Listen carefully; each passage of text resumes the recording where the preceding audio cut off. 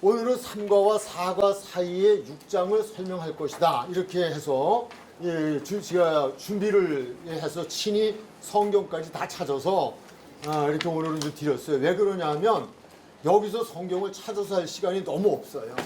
그래서 일단 좀 시간상 배려를 해서 이렇게 해드린 거예요.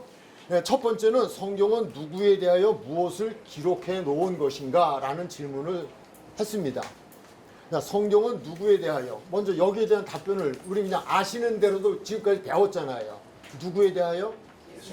예수님에 대하여. 예수는 그리스도다. 이거에 대하여서 기록을 해 놓았어요. 무엇을 위해서 기록해 놓았을까요? 무엇을 위하여? 예수가 그리스도이심을 믿고 무엇하게 하려고? 영생, 구원을 얻게 하려고 하는 데에 성경의 기록 목적이 있다. 자, 한 곳 들어가죠. 요한복음 5장 39절이에요. 한번 읽으실까요? 시작.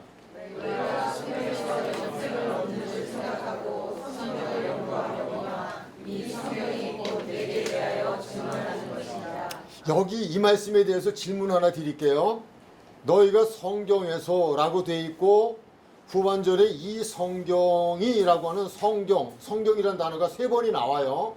근데 성경이라고 하는 이 성경은 어느 성경일까요? 라고 하는 거예요.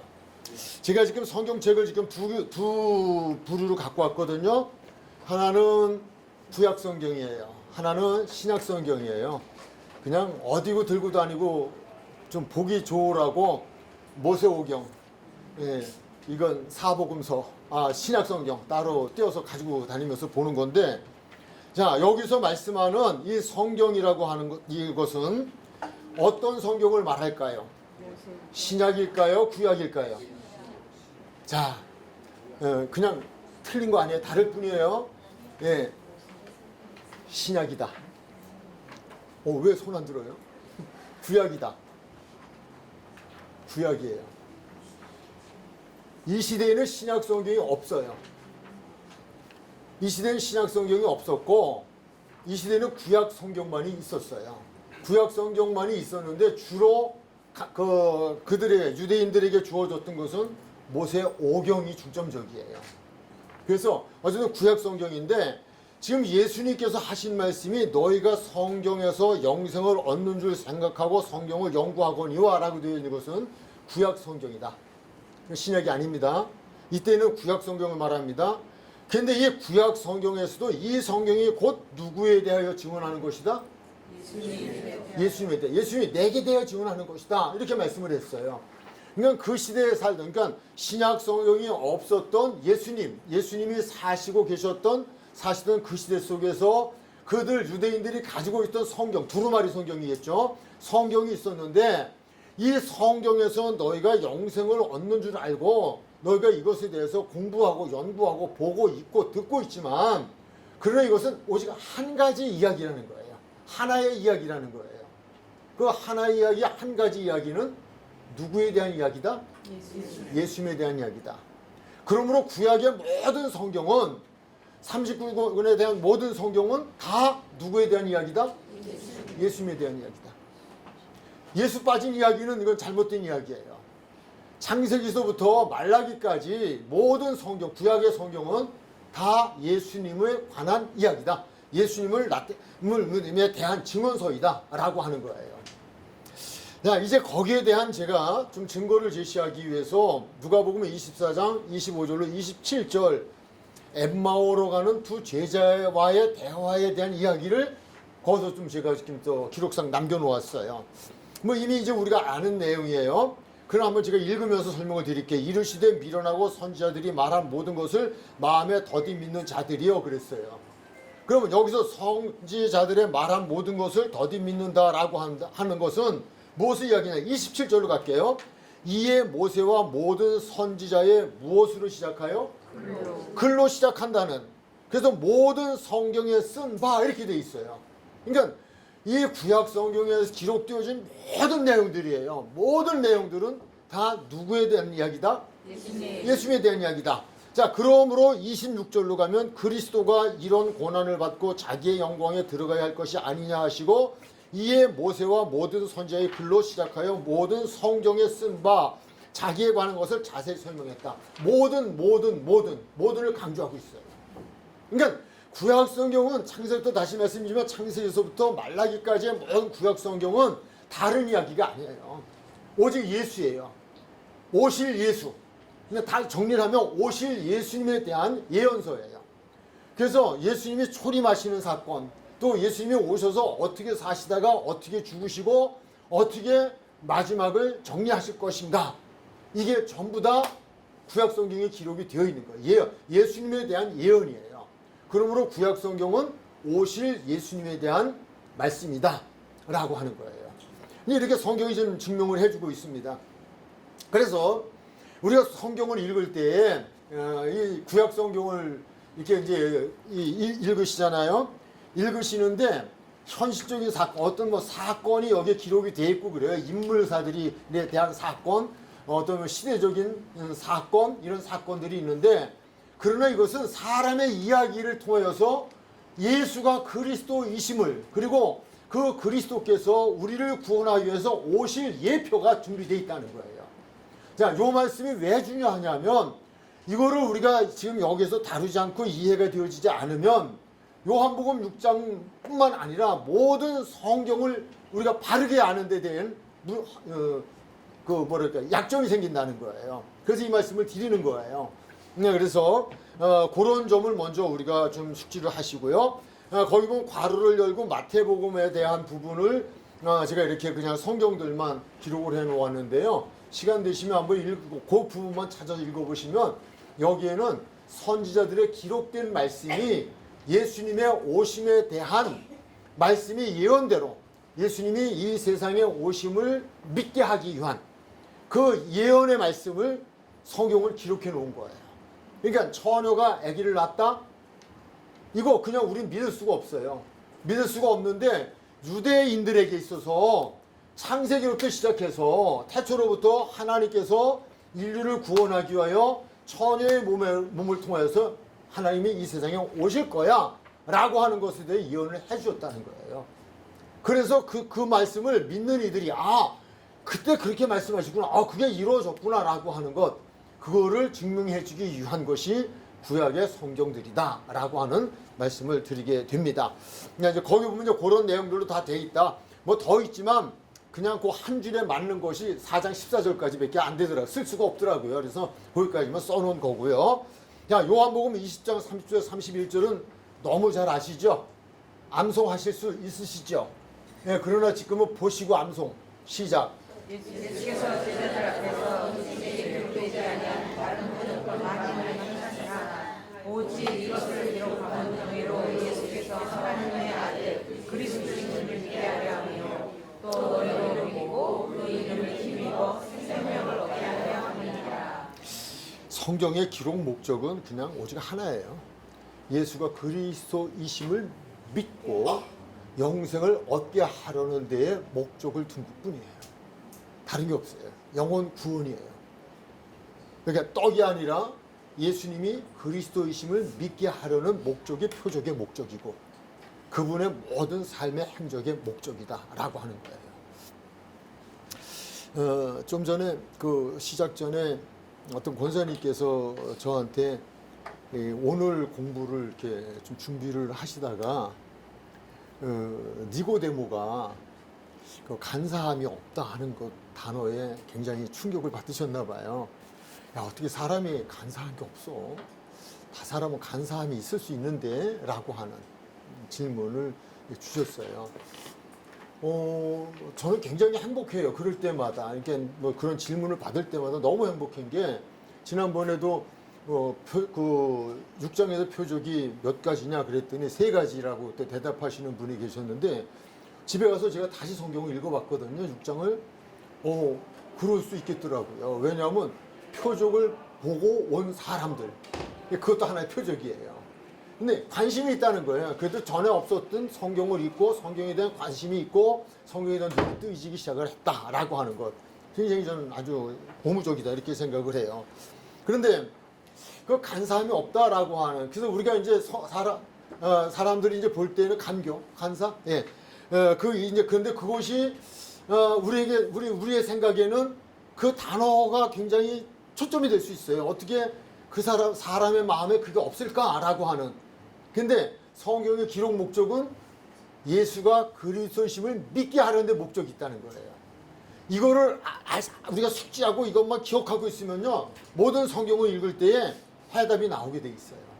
그러니까 그가 나다나엘이 니고데모라 그랬나요? 나다나엘이 그렇게 예수님에 대해서 첫 번째 먼저 이야기하기를 어떻게 나사렛에서 선한 것이 나겠느냐 이렇게 이야기하잖아요. 예, 그렇게 하니까 예수님께서 예수님을 믿지 않는 그에게 예수님을 믿고 따르는 제자가 되게 하기 위해서 그가 어떤 사람인지를 나는 너를 알고 있어 라고 하는 거를 말씀해 주시는 거예요. 그래서 그가 거기에서 우리말로 하면 뒤로 넘어지죠. 소름이 쫙 끼치죠. 또 그것뿐이 아니야. 무화과 나무 하나 줬을 거 내가 다 봤어. 언제? 난 다 알아. 그러니까 이분은 선지자야. 이분이 하나님이라고까지는 안 가도 이분은 예사뿐이 아니야. 이분은 사람이야. 그래서 선지자야 라고 하는 것 때문에 예수님을 따르게 된다는 거예요. 그러니까 성경의 기록의 목적은 하여튼 어떤 단어가 등장을 하든 어떤 사건이 기록이 되었던 간에 그것을 통하여서 예수가 그리스도심을 믿게 하려는 데 목적이 있다. 아멘. 이것만 놓치지 않으면 돼요. 자, 그러기 위해서 다음 설명을 들어갈 거예요. 우리 요나서에 대한 말씀을 한번 볼게요. 마태복음 12장 39절 40절이죠. 예수께서 대답하여 이르시되 악하고 음란한 세대가 표적을 구하나 선지자 요나의 표적밖에는 보일 표적이 없다. 근데 이거 38절 그 이상으로 올라간 39절 이래로 보면요, 이들이 예수님한테 와서 표적을 구해요. 당신이 그렇다면 표적을 보여줘라. 표적이 뭐 있냐 이렇게 이야기를 해요. 그랬더니 예수님께서 요나의 표적밖에는 보여줄 게 없다. 그러면 예수님께서 요나가라는 얘기인가요? 그건 아니잖아요. 한번 다시 읽을게요. 예수께서 대답하여 이르시되 악하고 음란한 세대가 표적을 구하나 선지자 요나의 표적밖에는 보일 표적이 없다. 이렇게 이야기해요. 그러니까 요나서를 기록한 요나서의 그 성경에 기록되어진 모든 내용은 그 내용을 요나의 사건을 통하여서 누구를 나타내려고 하는 거예요? 예수는 그리스도다. 왜냐면 우리 이미 앞에서 보았잖아요. 모든 성경은 내게 대하여 증언하는 것이란 말이에요. 며칠 전에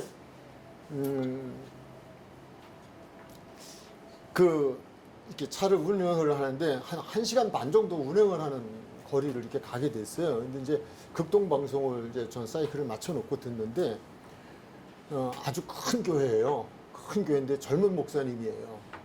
젊은 목사님이 요나서를 설교하시더라고요. 요나서를 설교하시는데 요나는 우리라는 거예요. 요나는 우리인데 우리가 인생을 살아가다 보면 어려운 일을 만날 때가 있대요.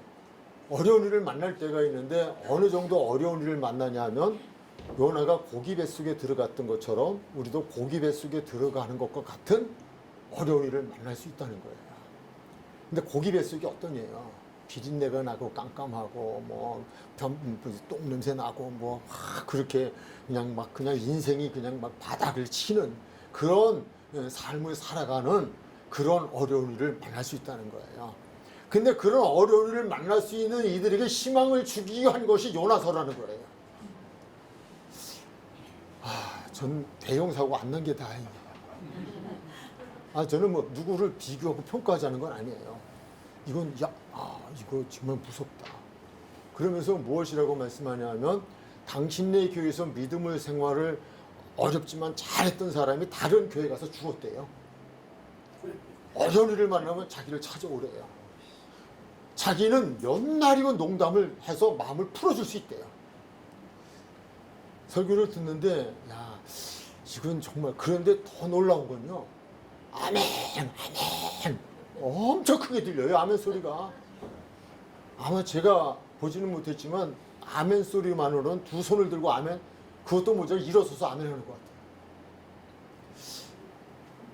지금 참 이거 큰일이다. 이건 아닌데 오늘 말씀 보세요.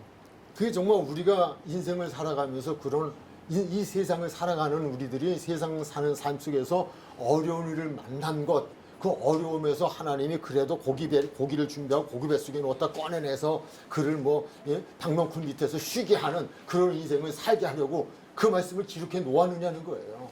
우리에게 그런 위로를 주려고 그 말씀을 기록해 놓았느냐는 거예요. 오늘 말씀 보세요. 무엇이라고 되어 있어요? 다시 한번 제가 39절부터 읽을게요. 예수께서 대답하여 이르시되 악하고 음란한 세대가 표적을 구하나 선지자 요나의 표적밖에 보일 표적이 없느니라. 요나가 밤낮 사흘 동안 큰 물고기 뱃속에 있었던 것 같이 인자도 밤낮 사흘 동안 땅속에 있으리라. 예언서예요. 예수님께서 여기 보면 요나가 니느웨로 갔어요. 근데 요나의 의지로 간 건 아니에요.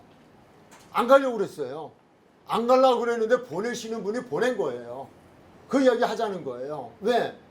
니느웨에 누구를 위하여? 영혼들을 위하여. 40일 후면 니느웨가 멸망을 당해요. 멸망을 당하니까 멸망을 당하기에 앞서서 하나님께서는 요나를 보내시고 요나를 통하여서 너희가 하나님 앞에 돌아오지 않으면 다 망해. 믿고 돌아오는 자는 살 거야. 이 말씀 전하라는 거예요. 똑같아요.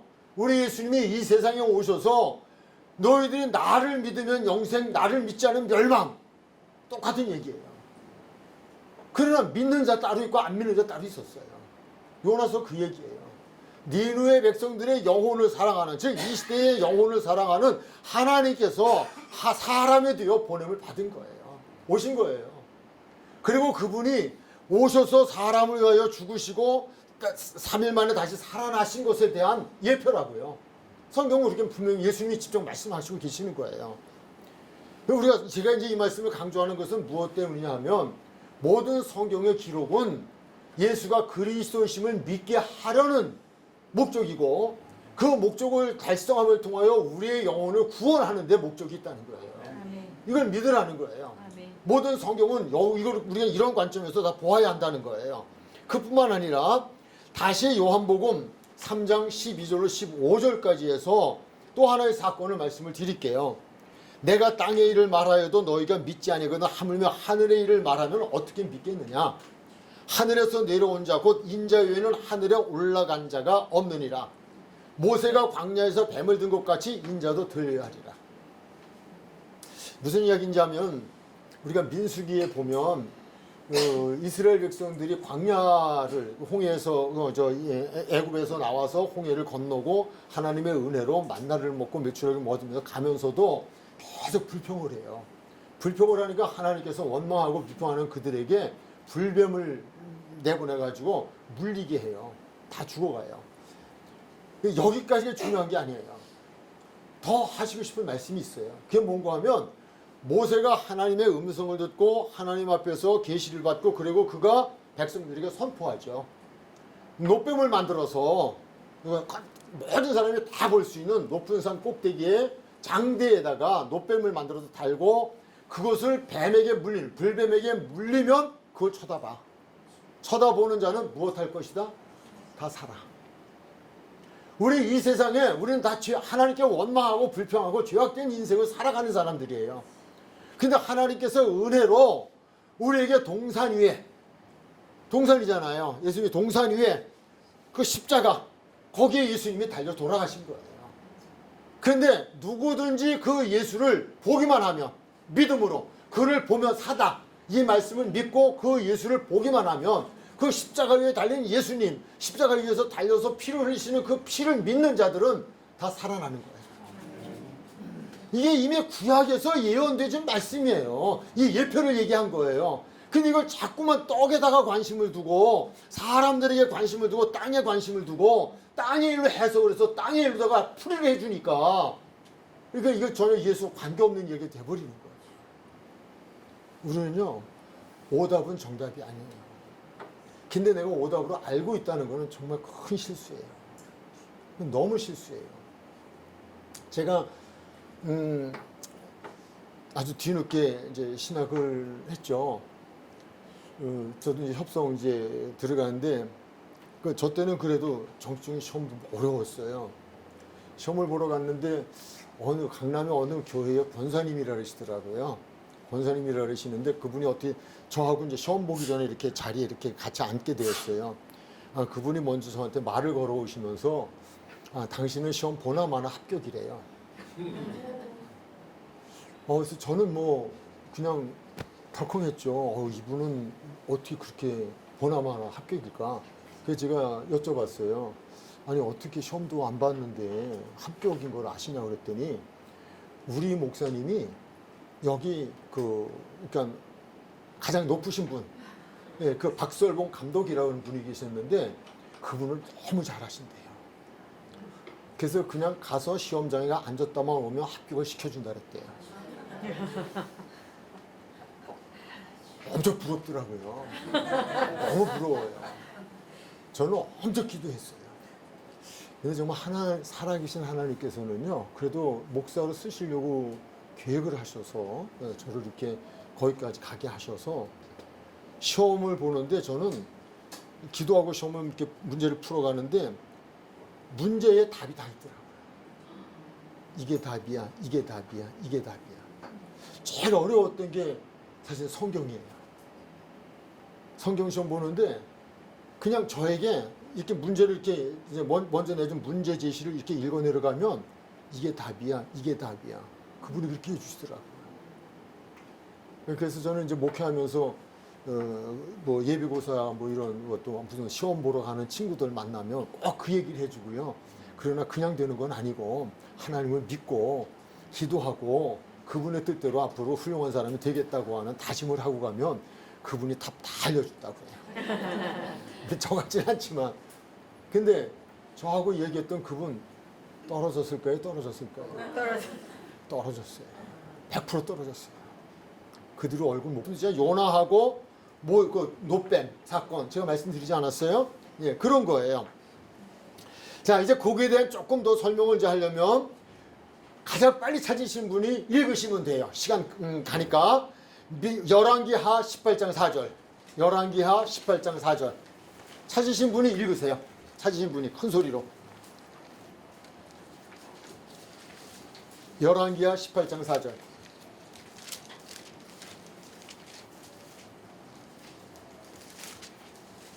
찾으신 분 있으면 읽으세요. 그가 여러 산당들을 제거하여 깨뜨리라. 아세라 목상을 찍으며 모세가 만들었던 노뱀을 이스라엘 백성이 이때까지 하여 음양함으로 그것을 부수고 느수산이나 일컬었더라.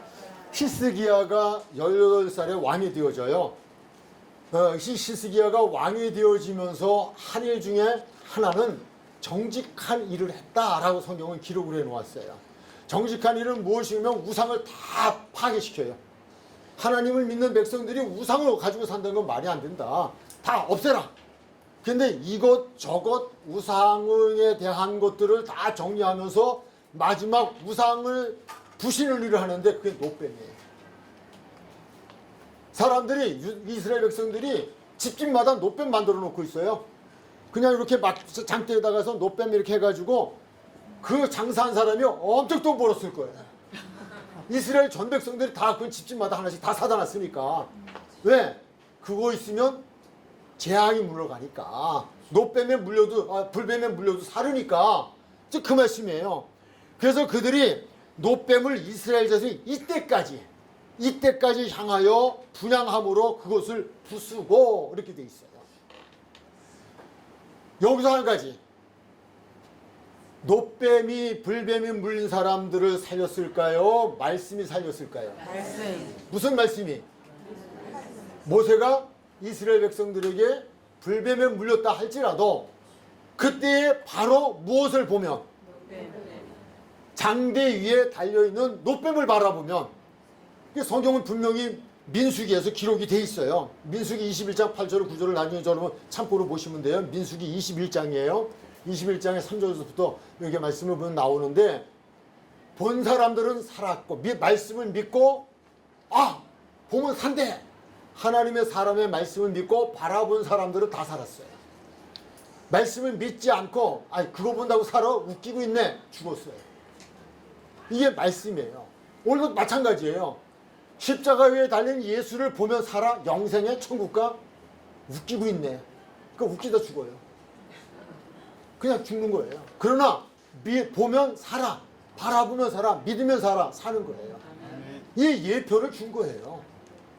바로 우리는 여기서 제가 이제 요 말씀을 하나 더 나중에 오늘 새벽에 또 기도하고 준비하다가 요 말씀까지 준비한 것은 다른 이유가 아니에요. 우리도 오늘 예수를 마치 주술단지 성경책을, 그래서 저도 그런 데 있었거든요. 옛날에 엄청 아팠어요. 근데 우리 선생님이 그러시더라고요. 교육교 선생님, 야 승근아, 머리가 너무 아플 때는 성경책을 이렇게 펴고자. 그러면 좀 안 아파. 난 진짜 그런 줄 알았어요. 근데 여기다 이렇게 펴고 자도 도저히 안 돼요. 그래서 올려놔봤어요. 그래도 안 돼요. 우리는 지금은 그게 좀 없지만 옛날에 보면 자동차 뒤에다가 성경책 다 보지도 않아요. 햇빛에 그냥 다 망가지도록 뒤에다 이렇게 놓고 다녀요. 앞에 십자가 이렇게 걸어놓고요. 이거 왜 할까요? 박치기 하지 말라고. 하나님 보호하사 이 뒤에다 성경책을 갖고 있다고 해서 이것이 성경책이 아니에요. 말씀을 보고 이 말씀을 따라 살을 때에 이 말씀이 역사하시는 거죠. 갖고 있다고 되는 게 아니에요. 예, 품고 있다고 되는 것도 아니고요. 벼도 안 되고 올려놔도 안 돼요. 배 아프다고 하면 약이에요? 이거 아니에요. 마치 우상화하는 것 같은 그것이 우리 생활에 너무 많이 있다는 거예요. 예, 그건 아니다. 오직 말씀이다. 라고 하는 것을 드립니다. 자, 이제 여기까지 이해가 되셨죠? 예, 모든 성경, 구약이든 신약이든. 그래서 구약은 오실 예수, 초림하실 예수님에 대하여. 그럼 신약은 어떤 성경에? 오신 예수. 오신 예수. 그리고 또 하나 있어요. 다시 오실 예수. 다시 오실 예수. 아, 이것도 중요해요. 정말 시간이 너무 없어요. 제가 시간이 없다고요. 너무 시간이 없어요. 계시록까지는 가야 되는데. 근데 어쨌든 성경은 그렇다는 사실을 여러분들이 아시고요. 근데 이제는 처음에 오실 예수님에 대한 예언서 중요해요. 오셨던 예수님의 생애를 기록해 놓은 성경도 너무 중요해요. 근데 더 중요한 것이 있을 수 있어요. 무엇일까요? 다시 오실 예수. 그래야 우리가 준비하잖아요. 다시 오실 예수를 어떻게 그분이 오실지, 언제 오실지, 어떻게 오실지, 그 일이 오실 때는 어떤 일이 우리에게 생겨질지, 내가 어떻게 될지. 저는 뭐 저만이라고 하는 건 아니고요. 그냥 느끼는 것. 사실 이번에 코로나가 굉장히 어려웠잖아요.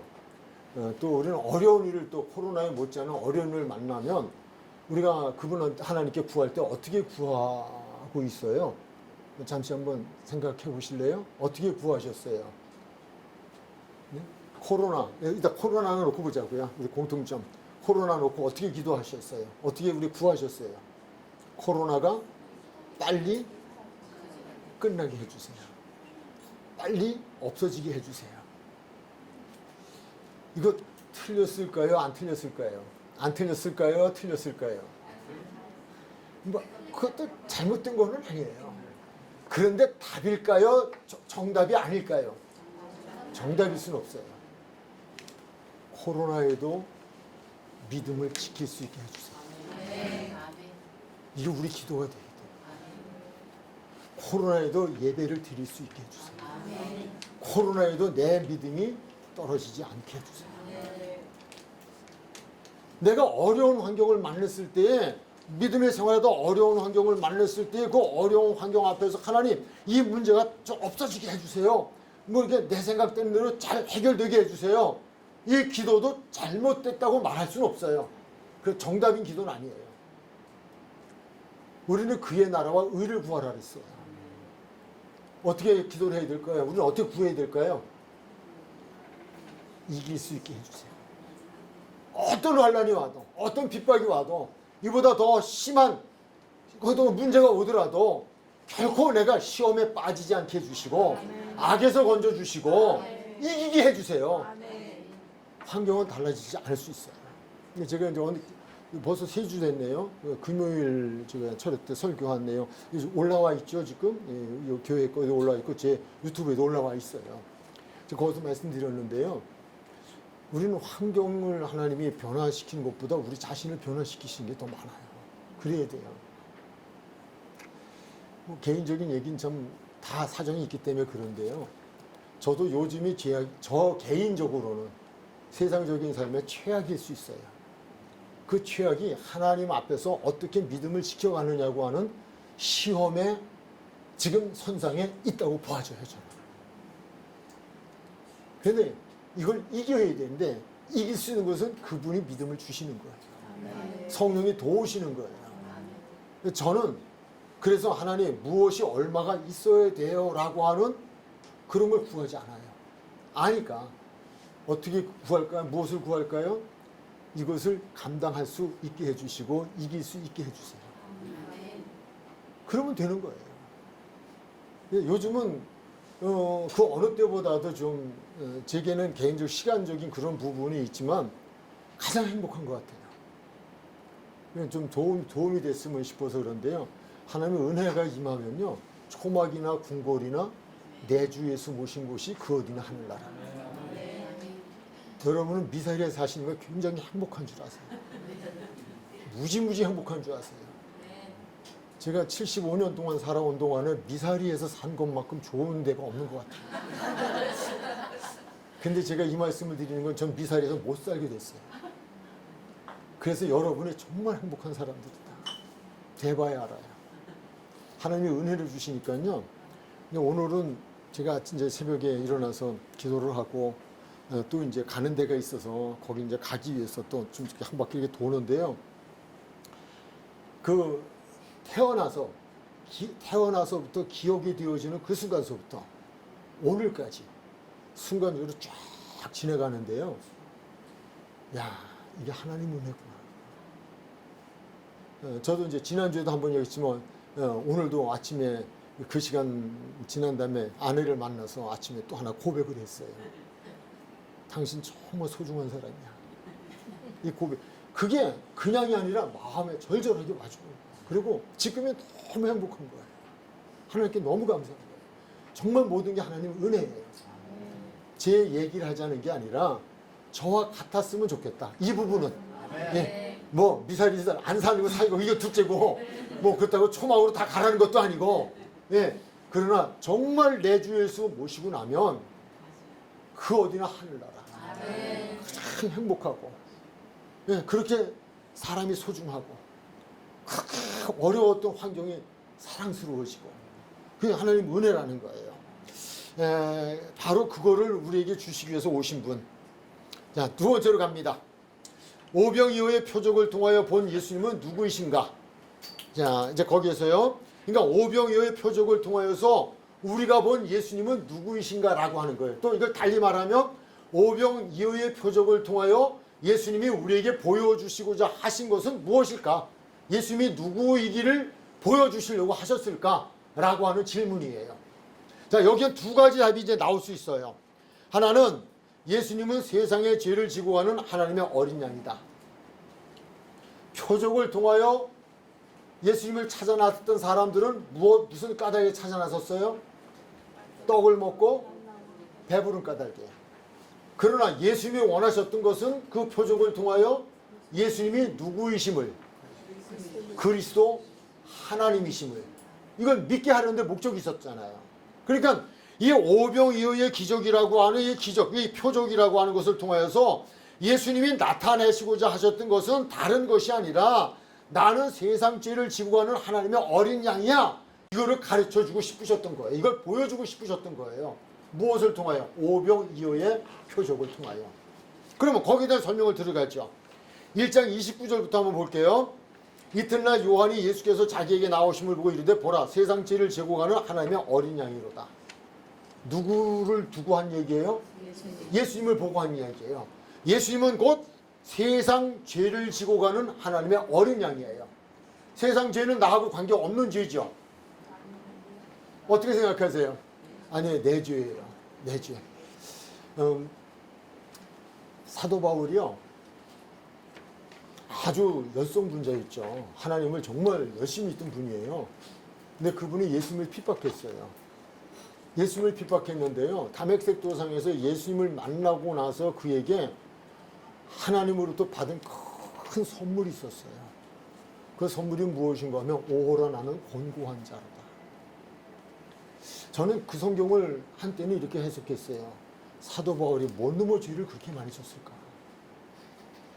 내 안에 하나님의 법이 또 내 육신에 또 죄된 법이 큰 하나님의 법과 세상의 법, 영혼과 육신 그 사이에서 일어나는 갈등의 문제. 그래서 자신의 죄가 죄인 중에 내가 괴수다. 이게 발견되어진 거예요. 이게 발견되어지니까 오란한 곤고한 자로다. 이 사망의 자리에서 누가 나를 구원해낼 수 있을까? 대상자를 찾는 거죠. 근데 그 대상자는 오직 예수밖에 없다. 이걸 알게 되어진 거예요. 저도 어느 시점에 그것도 이제 목회를 내려놓고 이제 은퇴를 하고 나서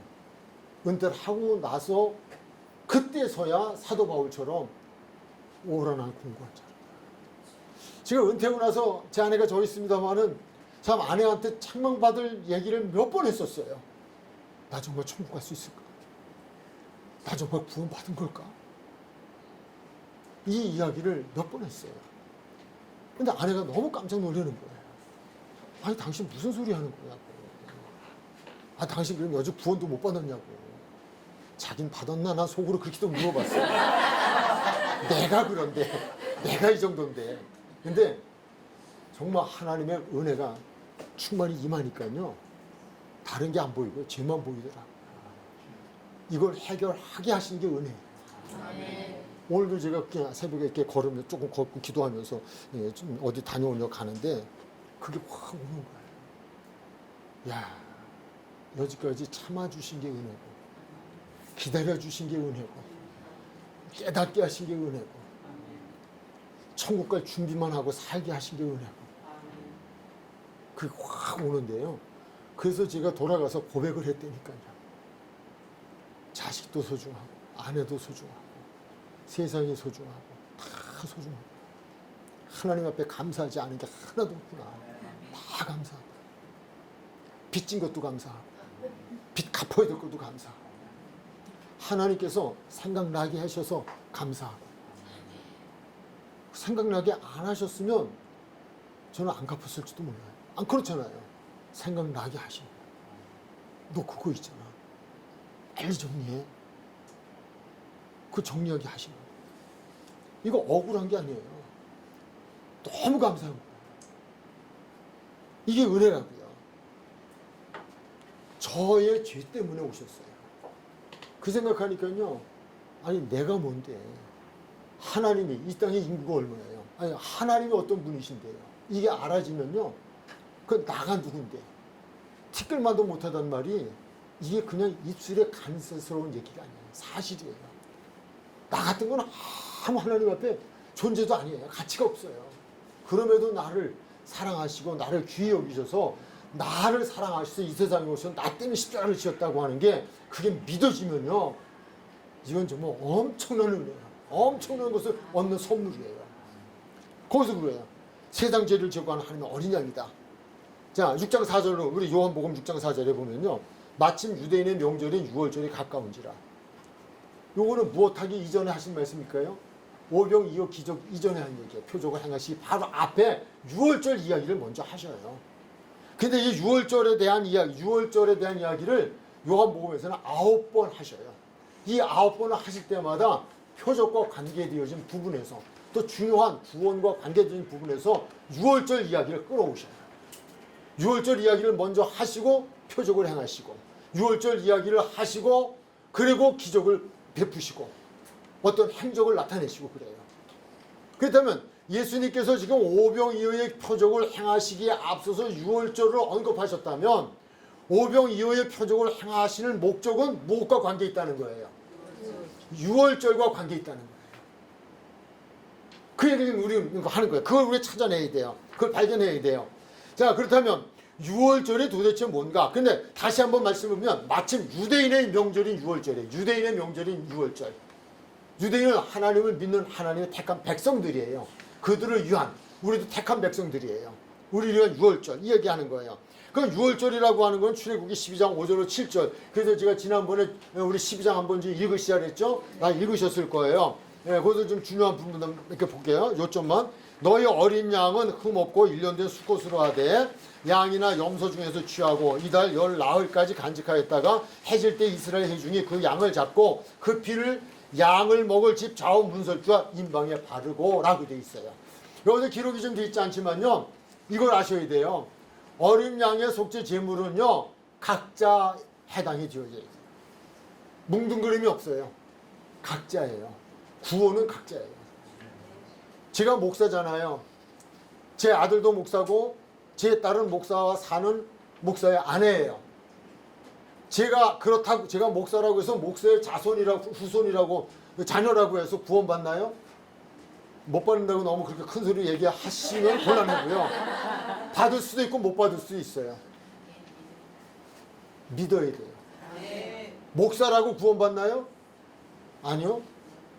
저는 그렇게 생각하지 않아요. 다른 목사님들 말고 저 말이야. 저가 목사가 됐지만 목사라고 구원받냐 저한테 그 질문해요. 그렇다고 받는 건 아니에요. 무엇에 받아요? 믿어야 돼요. 누가 되었든 믿지 않으면 안 돼요. 무엇이 되는 것보다 중요한 건 믿는 거예요. 무엇이 되려고 하기보다 먼저 믿으려고 하세요. 믿고 그분이 나를 구원해 주신 게 너무 감사해서 그분 앞에서 내가 교회를 통하여 봉사하고 헌신하자고 하니까 집사가 필요하고 권사가 필요하고 장로가 필요한 거예요. 그게 아니라면 괜히 구원도 못 받았는데 그냥 그냥 잘 보여가지고 어떻게 하다 그냥 눈두장 찍어갖고 뭐 되려고 이거는 아니라는 거예요. 그건 나중에 누를 끼칠 수도 있어요. 정말 구원받고 구원의 감격이 중요하다. 그래서 그 피를 먹을 집 문설주와 임방에 바르고 모세가 그렇게 가르쳐 줬어요. 자, 여기서도 이제 우리가 12장 12절 13절까지 보면요. 우리가 13절로 갈게요. 내가 애굽 땅을 칠 때에 그 피가 너희가 사는 집에 있어서 그 피가 너희가 사는 집에서 너희로의 표적이 될지라 내가 피를 볼 때에 너희를 넘어가리니 재앙이 너희에게 내려 멸하지 아니하리라. 이제 다 읽으셨잖아요. 12장을 이제 읽어오신 것으로 저는 충분히 읽으신 것으로 생각하고요. 거기에 보면은요. 이스라엘 백성이었다고 해서 다 구원받지 않았어요. 죽음의 사자가 지나갈 때에 이스라엘 백성들 죽은 사람들이 있어요. 기록이 남겨져 있어요. 근데 죽은 사람들은 모세를 통한 하나님의 말씀을 안 믿었어요. 순종하지 않았어요. 양을 잡지 않았고 또 양을 잡았다 하더라도 잡은 것으로 끝나고 그 피를 문설주와 임방에 바르지 않았거나. 근데 말씀을 빼놓으면 안 돼요. 가감해서는 안 돼요. 잡아야 돼요. 그 피를 가져가서 문설주와 임방에 발라. 그러면 문설주도 바르고 임방에도 발라야 돼요. 그 어느 것 하나 빠지면 죽음의 사자는 건너뛰지 않아요. 말씀대로예요. 이것을 준 거예요. 이것은 무엇을 말하고자 한 거냐?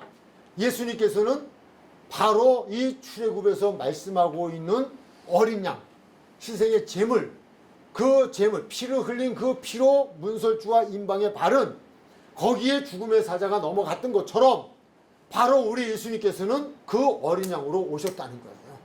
이거를 지금 나타내기를 원하시는 거예요. 표적을 통하여 우리에게 보여주시길 원하시는 건 육신의 떡이 아니라니까요. 그분은 어린 양이야. 나의 죄를 지고 갈 어린 양이야. 그 어린 양으로 오셨어. 속죄 제물이 들어오셨어. 이제 이 일이 끝나고 나면 그분은 십자가에서 죽으셔. 이걸 우리가 믿으라는 거예요. 그 세상 믿으라고 한 주신 말씀이에요. 또 하나는요. 우리가 6장 31절로 33절까지 가면 떡에 대한 이야기가 나와요. 떡에 대한 이야기를 쭉 하시면서 거기에서 예수님은 내가 하늘에서 내려온 생명의 떡이다 그래요. 그런데 거기서 유대인들 즉 오병이어에서 떡을 먹고 예수님을 따라왔던 사람들이 거기서 그 이야기를 해요. 옛날에 우리 조상들이 광야를 갈 때에 하나님이 떡 주셨다. 우리 그 떡 먹고 살았다. 우리 조상들이 그 이야기 하는 거예요. 그랬더니 그 떡은 바로 나를 증언하려고 하는 거야. 오늘의 나를 말하려고 하는 거야.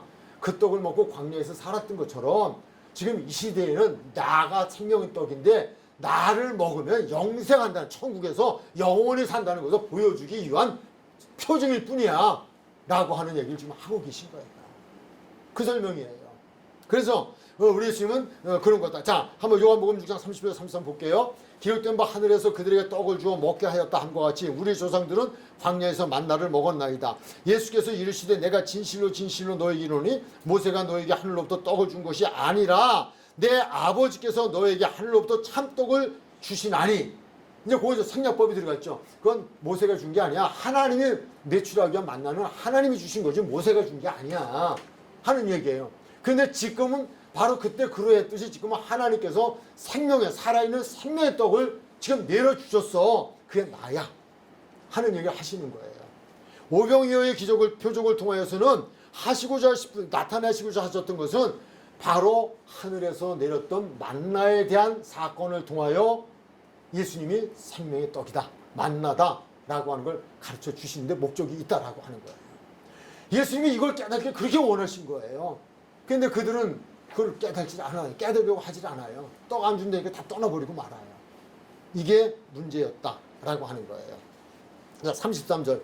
하나님의 떡은 하늘에서 내려 세상에 생명을 주는 것이니라 라고 하시면서 말씀하죠. 이 사건이 어디냐? 출애굽기 16장 13절로 15절까지, 그 뒤에는 13절로 36절까지를 해놨는데 그건 더 읽으시면 되고요. 시간상 그것만 적어왔어요. 저녁에는 메추라기가 와서 진을 덮이고 아침에는 이슬이 진 주위에 있더니 그 이슬이 마른 후에 광야 지면에 작고 둥글며 소리같이 가는 것이 있는지라. 이스라엘 자손이 보고 그것이 무엇인지 알지 못하여 서로 이르되 이것이 무엇이냐 하니 모세가 그들에게 이르되 이는 여호와께서 너에게 주어 먹게 하신 양식이다 라고 하는 거예요.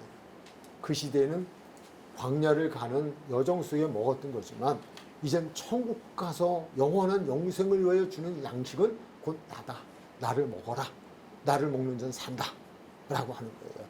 이스라엘 백성들이 광야를 가면서 이거 거역했으면 안 먹어. 아니 나 그거 무슨 소리야. 하늘에서 무슨 떡이 내려와. 이거 안 먹었으면 그 만나를 보고 그걸 안 갖다 먹었으면 죽었죠. 마찬가지라는 거예요. 지금도 무슨 예수 먹는다고 사냐? 웃기는 소리 안 해. 아니 그거 안 먹어도 괜찮아요. 지옥 가면 되니까. 그러나 천국 가려면 예수를 먹어야 된다. 이것을 구약의 역사를 통해서 말씀을 주신 것이다 라고 하는 거예요. 자, 이제 6장에서 또 하나, 세 번째, 예수님께서 빌립에 무엇을 시험하셨을까요? 라고 질문을 제가 던졌어요. 우리 6장 5절로부터 6절까지 보면요, 예수께서 눈을 들어 큰 무리가 자기에게로 오는 것을 보시고 빌립에게 이르시되 우리가 어디서 떡을 사서 이 사람들을 먹이겠느냐 하시니, 이렇게 말씀하시면 친히 어떻게 하실지를 아시고 빌립을 시험하고자 하시니라 라고 되어 있어요. 뭐 빌립이 이렇게 한다고 하고 저렇게 한다고 하시려고는 아니고요. 빌립이 무슨 말을 할지를 다 아셨어요. 그러나 빌립을 시험해 보시고자 하신 거예요. 시험하시고자 하신 건 성경에 기록해 놓은 이유가 있으시겠죠. 예, 그것은 우리들의 자신을 돌아보고 그리스도가 예수이심을 믿게 하려는데 목적을 두고 있다라고 하는 거예요. 자, 이 문제를 답을 찾기 위해서는요, 우리가 어디로 가야 되냐면요, 요한복음 1장 45절로 가야 돼요. 거기서 답을 찾을 수 있어요. 빌립에 무엇을 시험하셨을까? 그 시험하신 것을 통하여 우리에게 주는 교훈이 무엇일까? 라고 하는 거예요. 한번 읽으시겠어요? 시작. 빌립이 나다니엘을 찾아이르되 모세가 율법에 기록하였고 여러 선지자가 기록한 그 일을 우리가 만났으니 요셉의 아들 나사렛 예수이라. 아멘. 만났으니 그렇게 하고 요셉의 아들 나사렛 예수니라. 요거 좀 뺐으면 너무 좋았겠어요. 이것 때문에 점수 다 까먹었어요. 이게 지금 나다나엘을 만나서 지금 이야기하는 거거든요. 근데 뭐라고 처음에 이야기해요? 내가 예수를 만났는데 그 예수는 모세가 율법에 기록하였고 여러 선지자가 기록한 그 일을 내가 만났어. 이렇게 이야기해요. 여기까지만 좀 보면 하나님의 아들, 하나님, 그건 아니어도 선지자 중에 하나, 거기까지는 그래도 그가 생각했었다라는 생각이 드는 거예요. 근데 그 다음 말이 그것을 다 까먹어요. 반감을 시켜요. 그게 뭐예요? 요셉의 아들 나사렛 예수입니다. 그 얘기예요. 사람의 아들로 봤어요. 사람의 아들. 그는 우리와 똑같은 동정을 가진 사람. 그렇게 본 거예요. 그때는 그랬어요. 예수님을 처음 만났던 그때는 그랬어요. 그랬는데 그러고 나서 지금 1장에서 몇 장이 넘어갔어요? 1장에서 몇 장으로 갔어요? 6장으로 갔잖아요. 1장에서 6장으로 갔잖아요. 그러면 6장으로 가면서 지금 이 빌립은 예수님의 제자가 되었어요. 예수님을 지금 쫓아다니고 있어요. 예수님을 지금 쫓아다니고 있는데 예수님을 쫓아다니는 그 동안에 2장, 3장, 4장, 5장을 걸쳐요. 장수는 그렇지만 상당한 시간이 지나가고 있어요. 요 4장을 걸치는 그 시간 속에서 이 빌립은 예수님의 무엇을 경험했을까요? 무엇을? 표적. 표적을 경험했어요. 몇 번의 표적? 2장에서 무슨 표적? 가나의 혼인잔치에서 물로 포도주를 만드는 표적. 다시 4장으로 가요. 4장에서는 무슨 표적? 왕의 신하의 아들을 죽게 된 것을 살려주는 표적 보았어요. 5장 몇 년 된 환자, 38년 된 환자를 고쳐주는 표적, 이걸 보았어요. 그것뿐만이 아니에요. 우물가의 여인과의 대화도 들으셨어요. 그 여인의 고백도 보았어요. 그 안에 예수님께서는 표적만이 아니라 표적을 통하여서 그에게 하나님 나라의 이야기를 들려주셨어요. 제자들에게. 그 시간에 인터벌이 있는 거예요. 그 정도로 됐으면 처음에는 성경에 기록되어진, 구약 성경에 기록되어졌던 오실이라고 하는 그 메시아가 라는 이야기를 그래도 어렴풋이 들었고 어렴풋이 들어서 알고 있었잖아요. 그 정도는. 그래서 나다나엘에게 이야기하잖아요. 성경에 기록되었던 그 분이 것 같다. 그런데 사람의 아들이다. 이렇게 지금 얘기를 했잖아요. 그러면 자기 자신이 그때는 그렇게 했지만 예수님이 표적을 행하신 이유는 뭐예요? 목적이 뭐예요? 요한복음 20장 31절 30절 31절 뭐예요? 예수님이 그리스도이심을 믿게 하고 그 믿게 함을 통하여 구원에 이르는 거잖아요. 그러면 그 표적을 보는 동안에 빌립은 믿음이 발전했어야 돼요? 했어야 돼요? 믿음이 생겼어야 돼요? 생겼어야 돼요? 생겼어야 되죠. 근데 믿음이 안 생겼어요? 안 생겼어요? 아직도 안 생겼어요. 그도 먹었다니까요. 오병의 현장에서 떡도 먹고 고기도 먹었다니까요. 예수님을 직접 따라다니면서 경험을 했다니까요. 그 정도 되면 돼야 되잖아요. 이제 믿어져야 되잖아요. 그러면 여기서 예수님께서 야, 이 사람도 어떻게 할까? 그러면 선생님이 하십니다. 하나님이시니까 하십니다. 전 모릅니다. 하시면 됩니다. 하나님이 그때 당시에 선생님이 하시면 다 됩니다. 선생님의 방법으로 하실 겁니다. 이 고백이 나와야 되잖아요.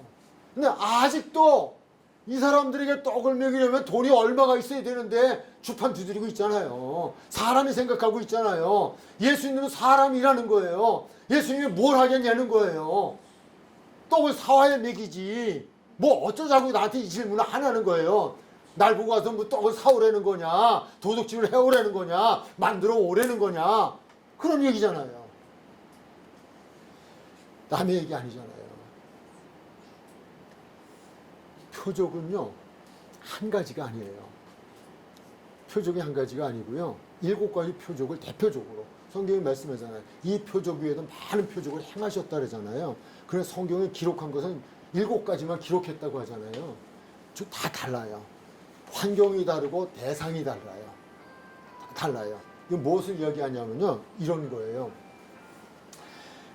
여러분과 제가 또 여러분 각자가 다 달라요. 만나는 사건이 달라요. 사람이 달라요. 환경이 달라요.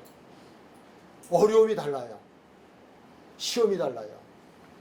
근데 그런 어려운 일을 만났을 때에 그 어려운 일을 만난 그 당사자들을 예수님은 만나서 이 성경에 기록되어진 방법으로 표적, 기적을 해 주시는 분이에요.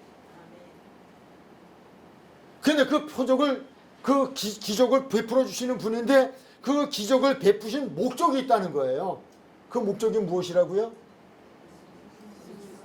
예수는 그리스도시요 살아계신 하나님의 아들인다를 믿어지게 하는 데 목적이 있다는 거예요.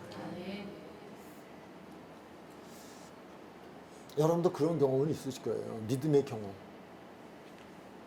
어려움이 많죠. 뭐 이야기하자면 아마 저도 3년 6개월은 해야 될 거예요. 목회하면서 있었던 사건들도 많은 것들이 있죠.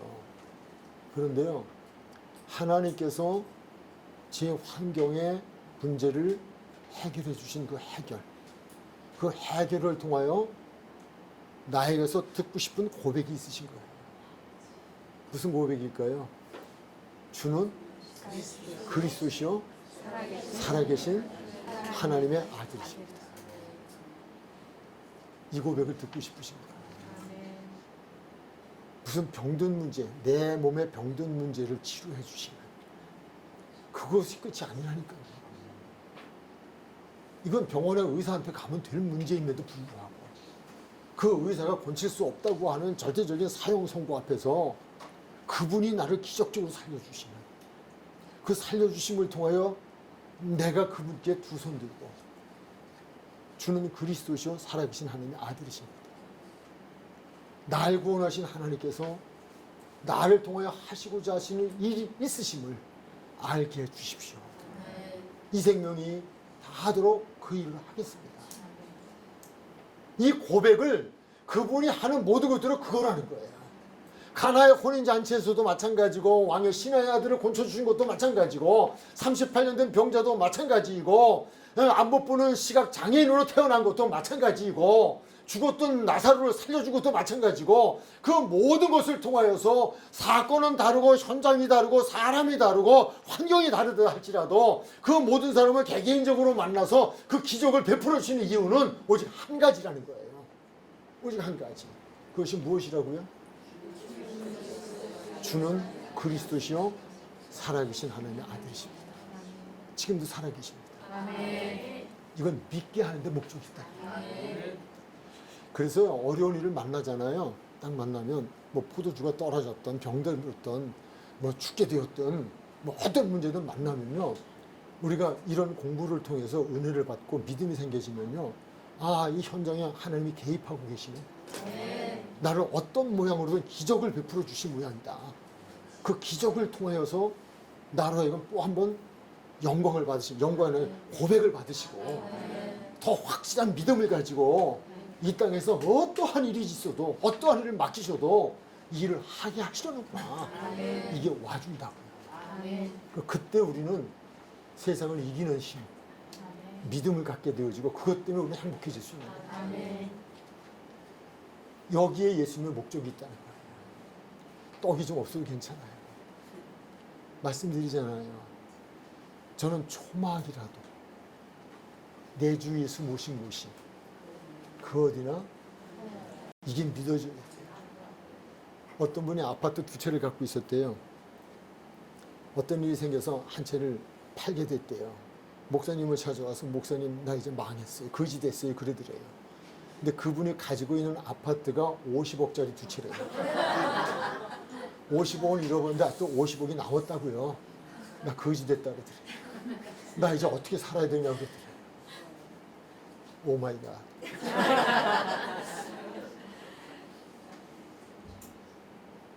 두 채가 다 날아가도요. 하나님이 살아계십니다. 그분이 나를 거시기 하게 하는 이유 있어요.